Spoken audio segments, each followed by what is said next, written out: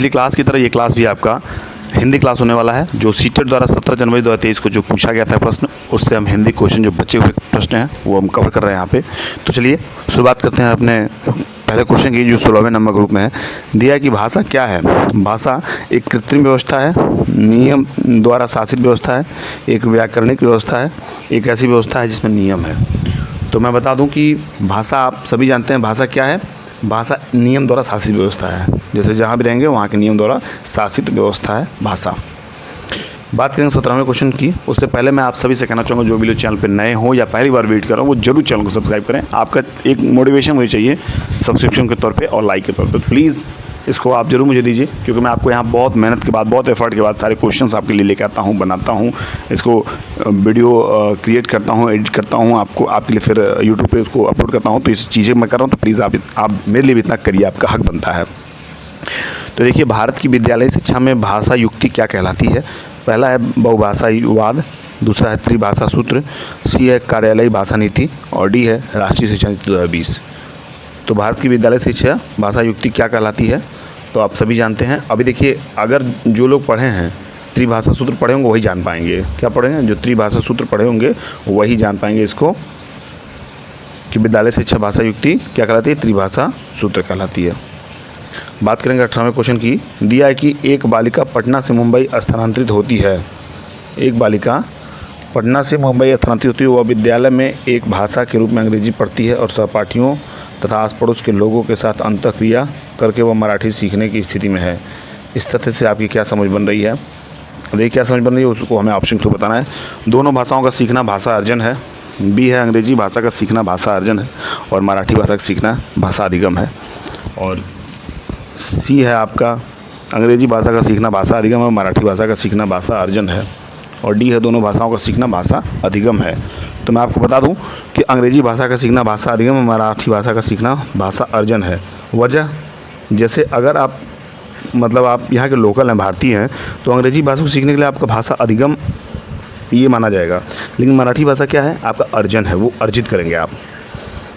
इसी तरह 1900 क्वेश्चन देखेंगे हम।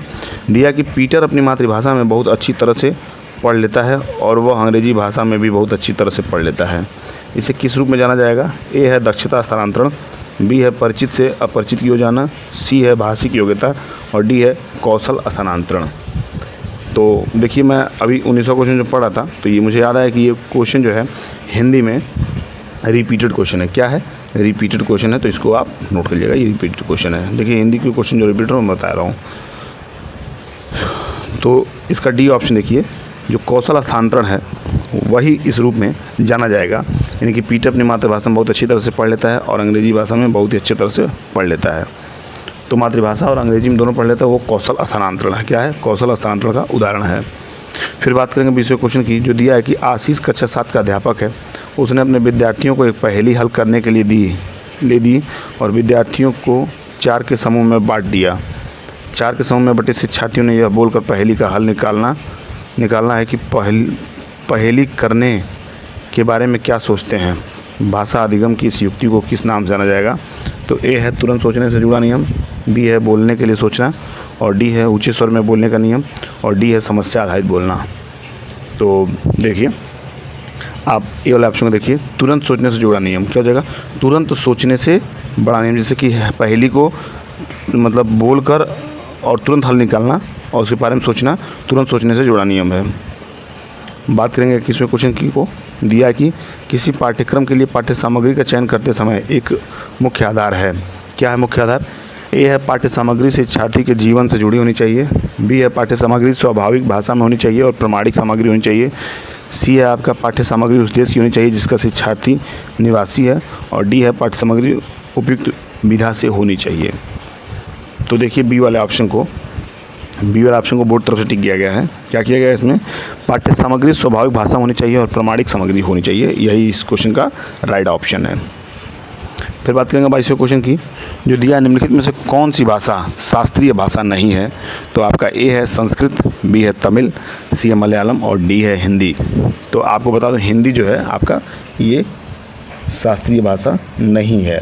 बाकी मलयालम, तमिल, संस्कृत, मैंने 13 जनवरी क्लास में बहुत अच्छे तरीके से कराया था कि कब कब किस मान्यता मिली थी कौन से शास्त्रीय भाषा को, तो वो आप अगर वहाँ देखे होंगे तो आप उसको कर लेंगे। तो चलिए फिर अगले क्वेश्चन पर बढ़ते हैं। अगला क्वेश्चन दिया हमारा 23वें नंबर का, भाषा के बारे में ज्ञान क्या कहलाता है? ए है कार्यविधि आधारित ज्ञान, बी है घोषणात्मक ज्ञान, सी है प्रक्रिया आधारित ज्ञान और डी है भाषा का व्याकरण। तो क्या सही हो जाएगा? देखिए बी वाला ऑप्शन को, घोषणात्मक ज्ञान। क्या हो जाएगा? घोषणात्मक ज्ञान। फिर बात करेंगे 24वें नंबर क्वेश्चन की, जो दिया है कि भाषा की केंद्रीयता क्या है? तो ये है आपका इस बात की पहचान करना कि विषय वस्तु को शक में, विषय वस्तु को ये शक नहीं होगा, सीखने में होगा। क्या हो जाएगा? ये सीखने में हो जाएगा। सीखने में भाषा की भूमिका महत्वपूर्ण है। बी देखिए इस बात की पहचान करना कि भाषाएं एकांत में जाती हैं और सी है इस बात की पहचान करना कि भाषा और अधिगम पारस्परिक रूप से संबंधित हैं और डी भाषा संप्रेषण के लिए और विचारों के लिए भाषा की ज़रूरत नहीं है। तो क्या सही हो जाएगा? देखिए ए वाले ऑप्शन को, इस बात की पहचान करना कि विषय वस्तु को सीखने में भाषा की भूमिका महत्वपूर्ण है, यही इस क्वेश्चन का राइट ऑप्शन हो जाएगा। 25वां दिया कि पोर्टफोलियो आकलन क्या है? ये आपका है कक्षा में शिक्षार्थियों के अधिगम का अभिलेख रखना।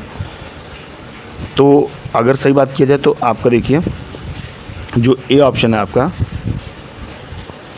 हम बात करते हैं पोर्टफोलियो की।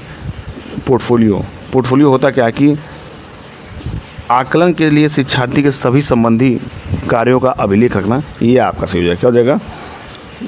आपका देखिए जो डी वाला ऑप्शन है, आकलन के लिए शिक्षार्थियों के सीखने संबंधी सभी कार्यों का अभिलेख रखना। अगर हम पहले ऑप्शन थोड़ा सा इसको भिन्न पाएंगे, इसलिए पहला ऑप्शन मैं कर रहा था, लेकिन पहला ऑप्शन डी से भिन्न है, तो जो डी है आपका ये सही हो जाएगा यहाँ पे। फिर बात करेंगे 26 नंबर क्वेश्चन की, जो दिया है सरसरी तौर पर पठन है। ए है पाठ्य सामग्री में से समग्र अर्थ प्राप्त करने के लिए पठन, बी है विशेष सूचना प्राप्त करने के लिए पठन और डी है लेखक की मंशा जानने के लिए पठन और डी है आपका पाठ्य सामग्री से आगे का पठन। तो क्या सही हो जाएगा? देखिए आप सभी इस क्वेश्चन को और इस ऑप्शन को आप भी कमेंट करिए क्या सही हो जाएगा। आप लोग इतनी तैयारी कर रहे हैं, तैयारी करने के बाद जरूर बताया करिए कि अगर मैं जो पूछूं तो उसको जरूर बताया करिए आप। तो देखिए ए वाला ऑप्शन जो बोर्ड तरफ से बताया गया, क्या बताया गया है कि पाठ्य सामग्री में से समग्र अर्थ प्राप्त करने के लिए पठन सरसरी तौर पर पठन कहलाता है। फिर बात करेंगे 27 नंबर क्वेश्चन की, तो दिया है कि दक्षता आधारित पठन किसके बारे में हो जाएगा? ठीक है, या किसके बारे में हो जाएगा? सक्षम बनाता है। तो किसके बारे में सक्षम बनाता है? ये दिया है कि शिक्षार्थी को विषय वस्तु में निपुणता प्राप्त करने के लिए केंद्रित करना, बी है शिक्षार्थी विषय का विशेषज्ञ बन सकें और डी है शिक्षार्थी समाज एवं कार्यस्थल पर कार्य कर सकें और डी है शिक्षार्थी अधिक अंक ला सकें। तो आप इसका भी आंसर जरूर करिएगा। देखिए मैं बता दे रहा हूँ, लेकिन यहाँ पे शिक्षार्थी को विषय वस्तु में निपुणता प्राप्त करने के लिए केंद्रित करना, यही आपका सक्षम बनाता है। बात करेंगे 28वें क्वेश्चन की, जो दिया है कक्षा 8 का अध्यापक राघवन विद्यार्थियों को 5 के समूह में बांटता है और प्रत्येक को एक विशिष्ट टॉपिक पर वार्तालाप में बोलने के लिए एक पात्र, चरित्र एवं भाषा देता है। इस कार्य को किस रूप में जाना जाएगा? ए है तुरंत सोचने से जुड़ा नियम, बी है रोल प्ले, सी है नाटक, डी है भाषा विकास। तो देखिए आप जानते हैं रोल प्ले जो है आपका जो पात्र है वही रोल प्ले है, तो क्या हो जाएगा इसका आंसर? Role play. बात करेंगे 29वें क्वेश्चन की, जो दिया है, क्या दिया है? एक अध्यापक अपनी कक्षा में इस प्रकार से आयोजित करता है कि विद्यार्थी लेखन संबंधी कक्षा में मुख्य बिंदु लिख सकें, रूपरेखा तैयार कर सकें, पहला प्रारूप लिख सकें, उसमें सुधार कर सकें और अंततः अंतिम प्रारूप तैयार कर सकें। यहाँ पर अध्यापक किस युक्ति का इस्तेमाल कर रहा है? ए है प्रक्रिया आधारित अधिगम, बी है लेखन का प्रक्रिया उपागम और सी है लेखन का उत्पाद आधारित उपागम और डी है उद्देश्य के लिए लेखन। तो क्या सही हो जाएगा? देखिए बी वाला ऑप्शन को, लेखन का प्रक्रिया उपागम। तो लेखन का प्रक्रिया उपागम भी एकदम सही है, क्योंकि मुख्य बिंदु पर लिख सके, रूपरेखा तैयार कर सकें, पहला प्रारूप लिख सकें, उसमें सुधार कर सकें और अंततः अंतिम प्रारूप तैयार कर सकें। ये आपका लेखन का प्रक्रिया उपागम का अलग अलग प्रकार है। फिर बात करेंगे 30वें क्वेश्चन की, जो दिया है कि उच्चारण सिखाने के लिए कौन सा तरीका प्रभावशाली है? तो ए आपका है सभी शिक्षार्थियों को स्वर विज्ञान पढ़ाना, बी है आपको शब्दों और ध्वनियों के प्रतिलेखन के माध्यम से पढ़ाना, सी है आपका विपरीत शब्दों के उदाहरण देकर सिखाना और डी है आपका वर्णों और ध्वनियों की आपसी संबद्धता दिखाकर सिखाना। तो इसका देखिए जो इसका आंसर हो जाएगा वो सी हो जाएगा, विपरीत शब्दों को उदाहरण देकर सिखाना। उच्चारण सिखाने के लिए कौन सा तरीका प्रभावशाली है? तो विपरीत शब्दों को उदाहरण देकर समझाना, यही आपका सही आंसर है, यही आपका सही ऑप्शन है। तो इस तरह जो है हम यहाँ इस क्लास को समाप्त कर चुके हैं, ख़त्म हो चुका है ये क्लास आपका। कब का? 17 जनवरी 2023 का हिंदी क्लास जो है अभी यहाँ समाप्त होता है। और हमेशा तरह आज भी उम्मीद करता हूँ ये क्लास आपको बेहद पसंद आया होगा। तो प्लीज़ क्लास को लाइक करिएगा। जो भी नए हों या पहली बार वेट कर रहे हो चैनल को जरूर सब्सक्राइब करें। तो चलिए अब आपसे विदा लेने का वक्त आ गया है। मैं मेरी तरफ से आपको ढेर सारी शुभकामनाएं। पढ़ते रहिए, मस्त रहिए, स्वस्थ रहिए। अगली क्लास में मिलते हैं, तब तक के लिए बाय बाय, टेक केयर।